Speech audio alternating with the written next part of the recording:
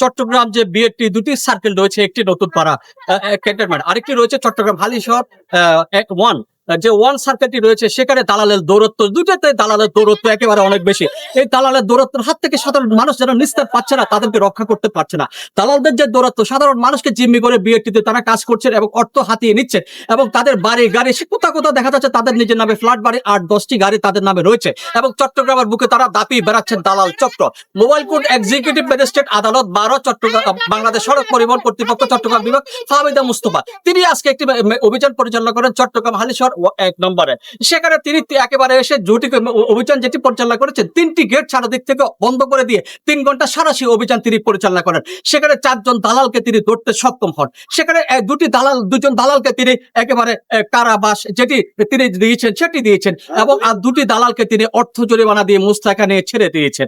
এবং এই তিনি যে জানিয়েছেন আমাদেরকে যে দালাল চক্রের দৌরাত্মের হাত থেকে সাধারণ মানুষকে মুক্ত করতে তিনি তার অভিযান অব্যাহত রাখবেন, এবং সাধারণ মানুষকে যেন স্বেচ্ছায় নিচে এসে বিএটিতে এবং কাজ করে খুঁটিনাটি যেমন তাদের গাড়ির কাজ তারাই করে, তার হাতে কোনো রকম যেন তাদের এই পেশাদারিত্ব যেন কোনোভাবে চলে না যায়। আমাদের নিয়মিত অভিযানের অংশ হিসেবে আসলে আজকে আমরা বিআরটি এর হালিশহর কার্যালয়ে এসেছিলাম। তো এর আগে আমাদের বিআরটি এর আরেকটি অভিযানও ছিল সকালে নয়াবাজার মোড়ে। এরপরে আমরা এখানে আসি। তো এখানে এসে আমরা তাৎক্ষণিকভাবে অভিযান পরিচালনা করতে যে যখন আমরা বিভিন্ন ব্যক্তি এখানে সেবা গ্রহীতা যারা আছেন তাদের সাথে কথা বলতে যে যাদেরকে আমাদের সন্দেহজনক মনে হয়েছে তাদের সাথে আমরা একটু বিশদভাবে জিজ্ঞাসাবাদ করি। তো বিশদভাবে জিজ্ঞাসাবাদ করতে যে আমাদের কিছু লোক প্রথমত আটক হয়, পরবর্তীতে আমরা দীর্ঘ সময় শুনানি সাপেক্ষে এনাদের 2 জনকে একদম সন্দেহাতীত ভাবে প্রমাণিত হয়েছে এভাবে যে আসলে ওনারাও যে মানে বাংলায় যে শব্দটা বলে দালালি, এই কাজটার সাথে সরাসরি সম্পৃক্ত, এবং তাদের কাছে থেকে একাধিক একজনের কাছ থেকে 1 ব্যাগ ভর্তি অন্যান্য লোকজনের ডকুমেন্ট পেয়েছে। এই ধরনের কার্যক্রমগুলো, এবং তারা দোষ স্বীকারও করেছেন যে হ্যাঁ তারা এই কাজগুলো সরকার নির্ধারিত যে ফিতে আছে তার অতিরিক্ত অর্থ নিয়ে ব্যক্তির হয়ে কাজটি করে দেন। তো এই ক্ষেত্রে আমরা যেহেতু তাদেরকে সরাসরি ফিল্ডে এই কাজে সম্পৃক্ত থাকাকালীন আটক করতে পাই, সেই ক্ষেত্রে তাদেরকে সেই জন্য 2 জনকে 1 মাস করে কারাদণ্ড দেওয়া হয়েছে। আর পরবর্তীতে আরো 2 জনকে আমরা একই সন্দেহে আটক করেছিলাম। বিশদ জিজ্ঞাসাবাদ, আমাদের আশেপাশে পারিপার্শ্বিক যে পরিস্থিতি, তাদের বক্তব্য সব মিলিয়ে তারা খুব স্মার্টলি হয়তো এটা প্রমাণ করতে পেরেছেন যে তারা সরাসরি দালালির কাজে আসেননি, তিনি তার খুব ক্লোজ ব্লাড রিলেটেড কোনো ব্যক্তির হয়ে কাজটি করতে এসেছেন। তো সেই ক্ষেত্রে তাদের এবং আমাদের যে মোবাইল কোর্টের যে কার্যগুলি, তো সেই ক্ষেত্রে আমরা সবকিছু সম্পৃক্ত করে অ্যানালাইসিস করে তাদের 2 জনকে আমরা প্রাথমিকভাবে সতর্ক করে দিয়ে মুচলেকা নিয়েছি, এবং কারাদণ্ড আদেশ প্রদান না করে তাদেরকে অর্থদণ্ড করা হয়েছে। পরবর্তীতে এ ধরনের কার্যক্রম যেন ওনারা আর না করেন। এবং আমাদের আজকের এই অভিযানের মাধ্যমে আসলে একটাই মেসেজ থাকবে এভাবে যে সরকারি দপ্তরগুলোতে নিজে এসে যদি কাজটা সেবাটা নেওয়া যায় সেক্ষেত্রে ভালো হয়। অনেক ক্ষেত্রে কারাদণ্ড আদেশ দেওয়া হয়েছে 2 জনকে, উভয়কেই 1 মাস করে কারাদণ্ড আদেশ দেওয়া হয়েছে।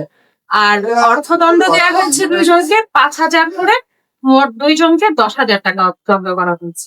এছাড়াও আমরা আসলে বলতে চাই যে সরকার নির্ধারিত যে ফিটি আছে বিষয়গুলো আসলে এখন খুব পরিষ্কার ভাবে সরকারি নির্ধারিত প্রেসক্রাইব যে ওয়েবসাইট গুলো আছে এখানেই আসলে আছে।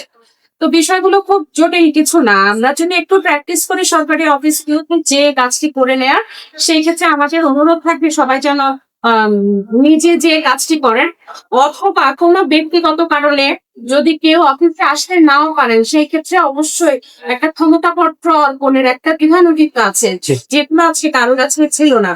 তো অনেকেই এই বিষয়ে জানেন না। আমাদের মূল উদ্দেশ্য আসলে সাজা দেয়া না, আমাদের মূল উদ্দেশ্যটা জনসাধারণকে সচেতন করা এবং এই আইনের প্রয়োগটা সামনের দিনে আরো বেশি কঠোরভাবে করার জন্য আমাদের ডিআরটির যিনি শ্রদ্ধেয় চেয়ারম্যান স্যার আছেন, তার নির্দেশনা আছে এমন যে সর্বোচ্চ যে কঠোর যে শাস্তি প্রয়োগ করার বিধান আমাদের আইনে দেয়া আছে, সেই আইনের প্রয়োগটা যেন আমরা করি। তো আমরা তারই ধারাবাহিকতা আসলে এই কার্যক্রমগুলো পরিচালনা করছি। তো আমাদের কার্যক্রমের মাধ্যমে আমরা আশা করি সড়ক পরিবহন যে সেক্টরটা বিশাল বড় একটা সেক্টর, এই সেক্টরে আগের চাইতে অবস্থা আরেকটু ভালো হবে। আমরা আসলে বিষয়টার জন্য আন্তরিকভাবে দুঃখিত। আমরা চাই না দালাল যে চক্রটা আছে এই চক্রটা যেন না থাকে। আমরা চাই গাড়ির ডকুমেন্টে কাজ করবে কোম্পানি জায়গা আসবে, জায়গা থেকে ডকুমেন্টে কাজ করে নিয়ে যাবে। আমাদেরকে কেন হরানি হইতে হবে? আর এখানে দালাল চক্র বিএটিসি কেন থাকে? এখানে 3-4 ঘন্টা পর্যন্ত বসে রয়েছি, কোম্পানি কিন্তু একটা ইনকাম কম নেবে না, ইনকাম বরাবর দিতে হবে। আর এখানে একটা দালাল আছে আমাদেরকে যারা নিয়ে আসছে, তাদের দালালের মাধ্যমে আমরা আসছি, দালাল আমাদেরকে এখন বসে থাকি, কোন দিকে দালাল চলে গেছে কথাই বুঝছেন। এখন আমরা এখানে কি করবো? এখানে বসে থাকা তার উপায় নাই। ম্যাজিস্ট্রেট দেখে ওনারা সটকে গেছে, আমরা এখানে বাজে গেছি, আমরা এখানে আটকে গেছি। প্রপারলি যদি প্রশাসন না হ্যান্ডেল না করে তাহলে তো হবে না, ঠিক আছে না? এটা প্রশাসন যদি কঠোর ভাবে হ্যান্ডেল করে তাহলে সবাই কমফোর্ট ফিল করবে। বিএটির অনেক কর্মকর্তা অসাধু যারা রয়েছে, তো কর্মচারী তারা এই দালালদের সাথে সম্পৃক্ততা রয়েছে, তাদের মাধ্যমে হচ্ছে দালালের আদান প্রদান, অর্থ লেনদেন এবং এই কাজ।